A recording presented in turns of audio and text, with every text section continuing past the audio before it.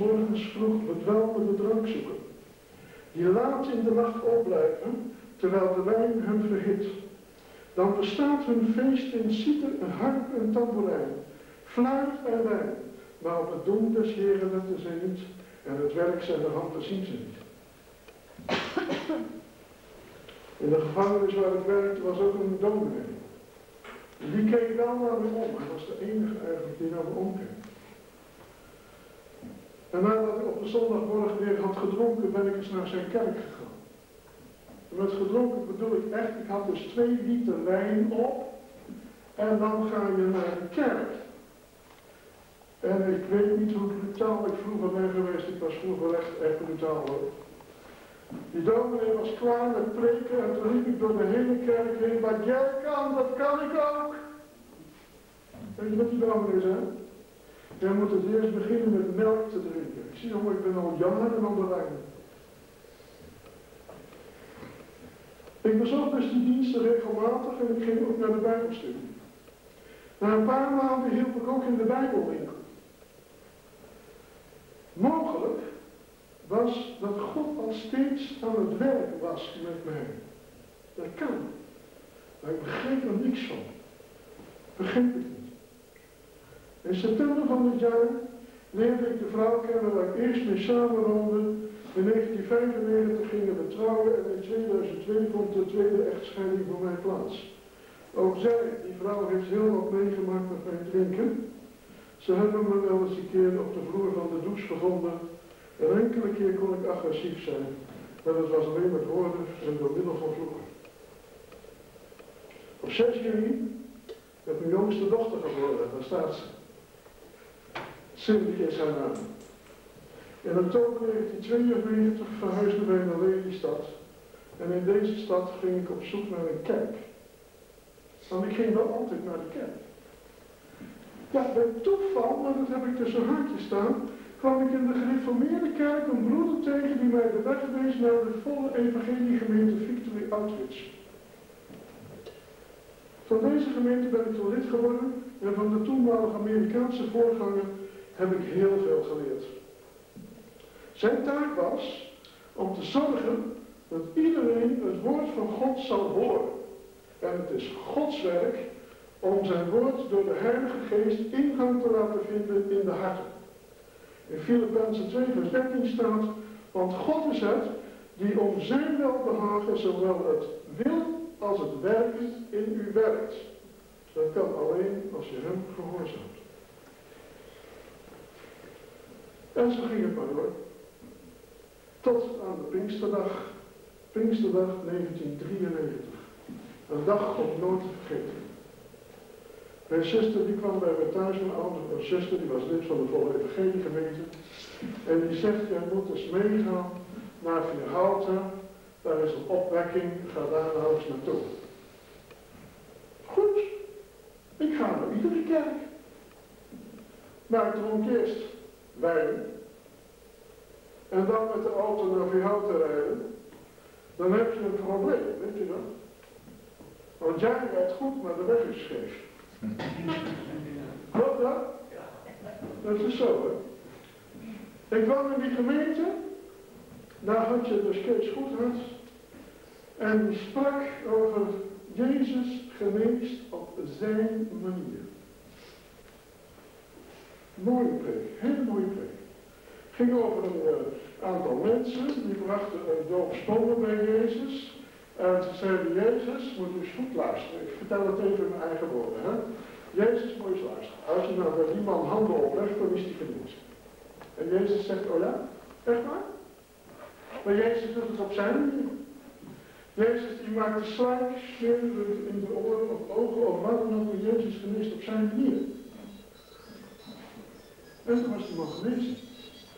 En na de preek zei Kees Goedhart, iedereen die gebed nodig heeft, komt naar voren. Iedereen die ziek is, komt naar voren. Iedereen die verslaafd is, komt naar voren. Iedereen die afijn komt naar voren. We gaan de Heer loven en prijzen, we gaan bidden, we gaan danken, we gaan van alles doen. En toen dacht ik, ja, ik ben een beetje gek. Ik ga een beetje naar voren. Echt niet. Zou mijn dochter zeggen, echt niet.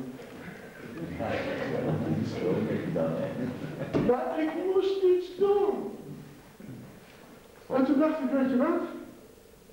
Ik ga gewoon voor mijn stoel staan. En toen speelde ik de grootste komedie met God die je ooit kan spelen. En ik kan u verzekeren, doe dat niet, want het is een zonde. Ik ging zo staan, heel vroom. En ik zei, Heere God, als er nu een voorganger komt, die de hand op mijn schouder legt en zegt, wil jij naar voren, dan ga ik naar voren. En dan dacht ik, als dat niet gebeurt, is niet mijn schuld, het is zijn schuld. Toch? Of niet? Zijn schuld? Niet mijn schuld. Weet je wat er gebeurde? God is veel slimmer dan ik. Hij stuurde mijn zuster. Die legde de hand op mijn schouder en zei tegen mij, wil jij naar voren? En toen zei ik, ja, maar dat is geen voorganger. En toen kreeg ik echt de stem van God. Dat is jouw voorganger, want zij is al voor geweest.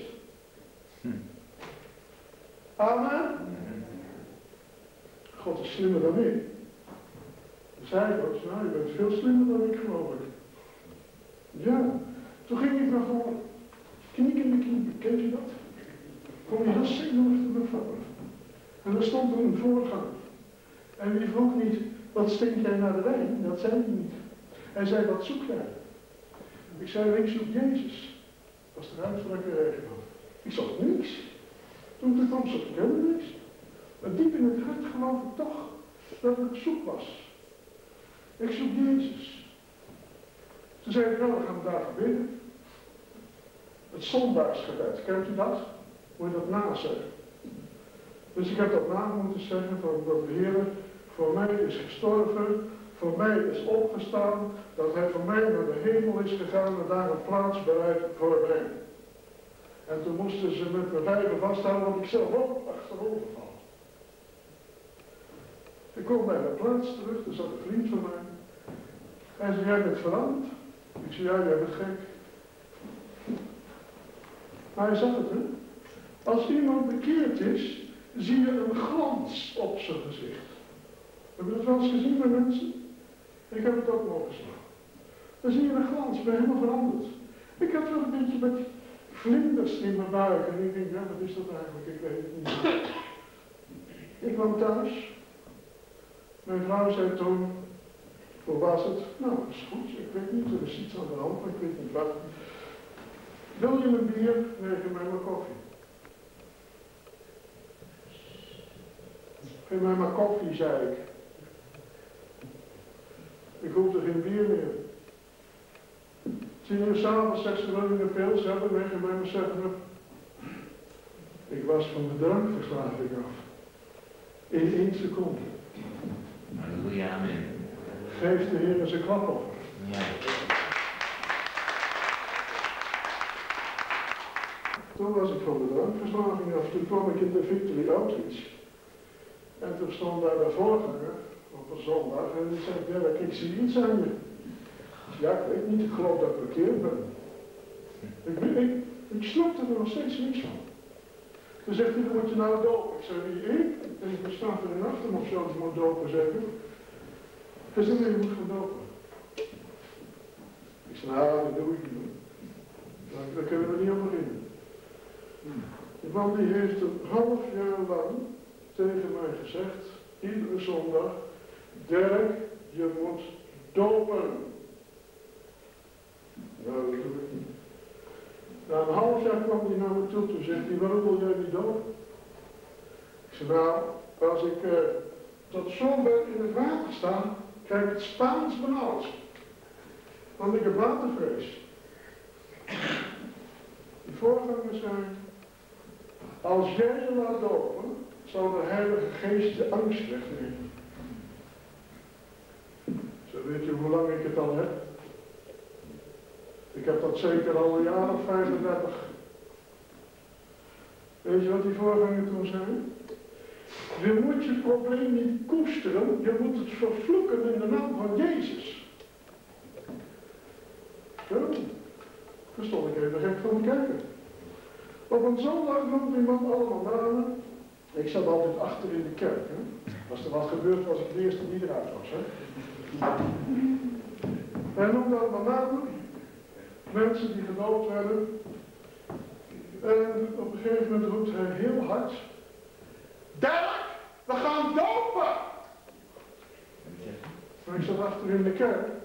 Ik denk, dat is niet de stem van de voorganger, dat is de stem van God. Want God maakt je soms wakker. Hij schudt je soms door elkaar. En toen riep ik heel hard: ik doe mee! De hele kerk op de kerk, wat gebeurt hier allemaal? Ik werd dus gedoopt die middag in het zwembad. En ik dacht van nou, als nou al die anderen eerst even gaan, dan kan ik even kijken. Wie riep dus het eerst? Kijk. Dus ik loop in het zwembad vanuit het diepe bad naar de voorganger toe zo. En het water komt hoger, hoger, hoger, hoger, hoger. En ik was niet bang. En ik ging onder. En kom weer boven. En de voorganger zegt en. Ik zeg nog een keer. Dat was lekker. Maar dat mocht niet. Zo zijn er dus een aantal wonderen in mijn leven gebeurd. Een genezing binnen 1 seconde. Watervrees was weg. Altijd heb ik mijn vader gemist in mijn leven, maar ik heb nu een hemelse vader. Amen. Heeft u die ook? Amen. Amen. De Heer wil ik dus volgen. Want alleen de Heer kan liefhebben met een volkomen liefde. De Heer zegt: o mijn zonen en mijn dochteren, hebt elkander toch voor bestendig lief. We hebben het vandaag al over gehad. Vindt u dan niet dat het zaliger is te geven dan te ontvangen? Heb ik dan tijdens mijn rondwandeling op aarde u niet een voorbeeld nagelaten? Dient elkander in de liefde, indien u de wet van Christus wilt vervullen. Oordeel uw broeder of uw zuster niet. Oordeel geen kerken of groepen. Want ik ben een heilig God. En wie zijt gij, dat gij uw broeder of zuster oordeelt? Moet er ook eens over nadenken. We zeggen wel eens onze gemeente is de beste die er is. Dat betekent dus dat die anderen niet zo goed zijn. Ik durf het niet te zeggen. Die anderen zijn net zo goed. En God is de rechter, die beslist. Toon uw liefde dus aan uw broeders en zusters die deel uitmaken van het lichaam van Christus en bid voor elkaar. Heb ook uw naaste lief. Wees waakzaam in het spreken, omdat uw woorden u niet eens een keer zullen veroordelen. Nou, dat zijn de dingen die de Heere God mij in no time heeft geleerd. En hij heeft me nog veel meer geleerd. Hij wijst me steeds weer op niet trots te worden. Niet trots zijn. Dat is niet van God. Hij leert mij om nederig van hart te zijn. Hij heeft mij geleerd om de voeten te laten wassen van anderen. Want zo alleen kan hij mij heiligen tot het vervullen van zijn taken. En dan kan ik in zijn dienst staan van zijn heilige evangelie. En dat is helemaal niet makkelijk voor mij, hoor. Dat kan ik u verzekeren.